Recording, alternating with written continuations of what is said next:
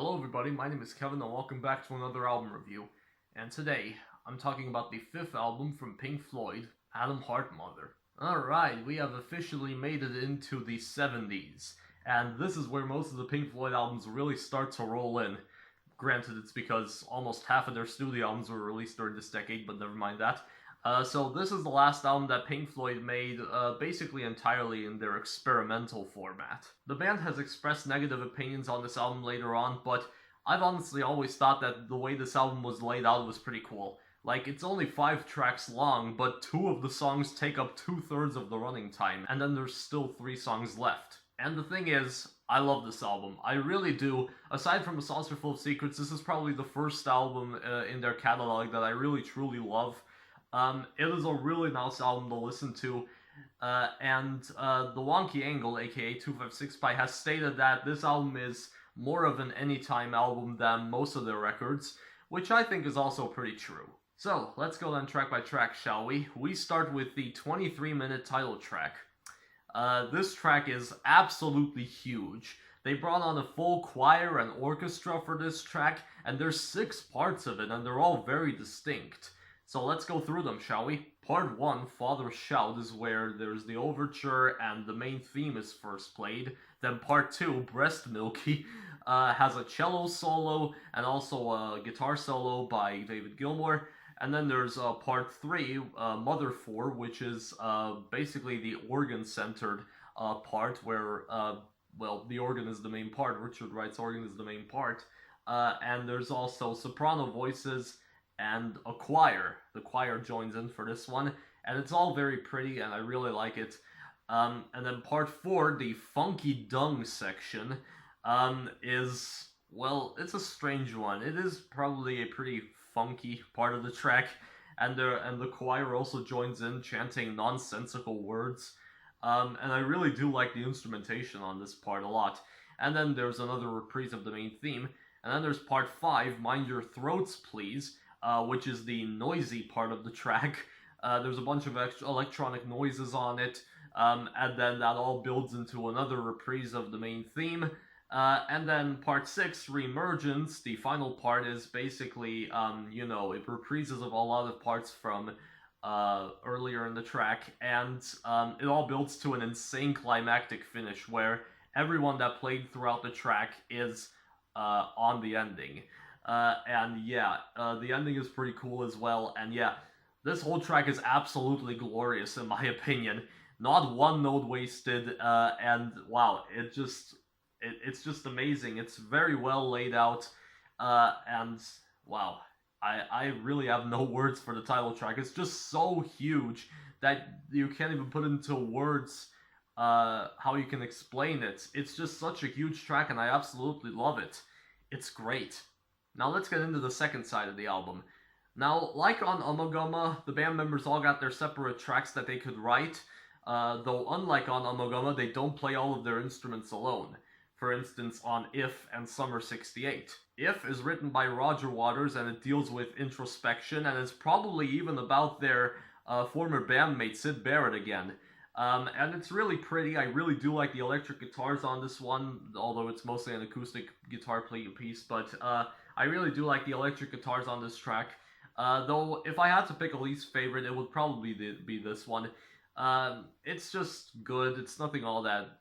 it's nothing incredible, but, it's still good. Summer 68, meanwhile, that is written by Richard Wright, and the brass section is on it once again. And honestly, this track also sounds really glorious. The lyrics are about Richard Wright meeting and spending the night with a groupie back in, well, the summer of 68. And he's not even all that interested in her, so what's the point of it even? But he still feels some kind of... he still has some kind of feelings for her. All the while, the brass section is great. There's a lot of catchy piano melodies in this track. And as I said, on If and Summer 68, all the band members play their instruments. And on Summer 68, there's also the brass section, and yeah, that track is just absolutely glorious. Love that one. And Fat Old Son, written by Gilmour, is basically another hymn of praise to the countryside.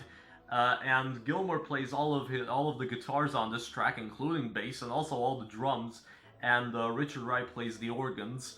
And yeah, this song is very nice, it's very catchy, and this is also the first time Gilmour tries his epic style of playing at the end, where he does this electric guitar solo, which is really nice. And also, the track bookends with these bell sounds, these melodic bell sounds, which Pink Floyd will later use on The Division Bell and The Endless River. And yeah, this track is also really nice. And finally, we end with Alan's Psychedelic Breakfast, the 3-part 13-minute ending. And people talk about this track as if it's nothing but 13 minutes of chaotic breakfast noises created by one of their roadies named Alan.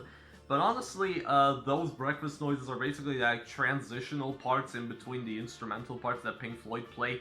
Like, it starts out with like a dripping tap and then Alan entering the kitchen and then muttering to himself about what he should eat for breakfast, which I find pretty funny. And his voice is very strongly overdubbed in the track, as are most of the instruments. Then part 1 of the track starts, Rise and Shine, which has some pretty cheerful piano melodies that I quite like, and the part ends with Whistling Kettle. Part 2, Sunny Side Up, starts with Alan talking about how he once had breakfast in Los Angeles.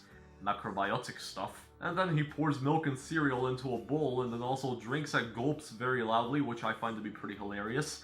And the cereal makes a popping sound, and it honestly sounds like cooking eggs. And even the title of part 2, Sunny Side Up, I thought was originally like a reference to eggs, but honestly I don't know what it means. So part 2, Sunny Side Up, is basically just Gilmour playing some acoustic guitars and steel guitars, all the while Alan eats his cereal very loudly and vigorously, which is also really hilarious. And then part 3, Morning Glory, starts out with Alan muttering even more to himself and also cooking bacon. And then the whole band comes together for this part. They all play their respective instruments, and it all sounds pretty glorious once again. And then the conversations that Alan has with himself are also reprised throughout this section. And yeah, then it ends, and then Alan says, "My head's a blank," and then drives away and leaves the house. And it bookends with the same dripping tap that we heard in the beginning of the track. So as I said, there may be a lot of breakfast noises in the track, but as I said, they're probably just transitional parts between the instrumentals. And yeah, the whole track is just absolutely hilarious and very interesting to listen to. It's another really good track, and honestly, it's also really funny how Pink Floyd put this at the end of their album, as if to, you know, calm listeners down after 39 minutes of whatever they did on Animal Heart Mother and some other folky tunes that they did on side 2. To make listeners laugh with this track, you know, that's how they wanted to end the album, on a good note. And it's a pretty good ending, I must say so myself. So, that's Animal Heart Mother, and it is a very interesting album to say the least. I would actually recommend listening to this album at least once in, like, a village in the countryside where you can't see any other villages or cities or whatever. Like, I tried that once, and it felt really good listening to a record like this in, like, the countryside and such. It's a very nice album for, like, to listen to when you're not in the city or something. And it's a very nicely replayable album. It's one of those albums that doesn't really get flooded with overplay, because it's that experimental, and it's honestly all very nice. It comes together really nicely, and even though it might not be all that cohesive, I still really do enjoy it. The band members probably didn't think this was a good album, but I absolutely do. I love this album, and I would highly recommend listening to it at least once. I'm overall feeling an 8.3 out of 10. But of course, this is just my opinion. You can feel free to disagree with it, and if you have any opinions, you can leave them in the comments. And yeah, that's pretty much it. I'm Kev from Pest, and you've just learned a bit more about music today.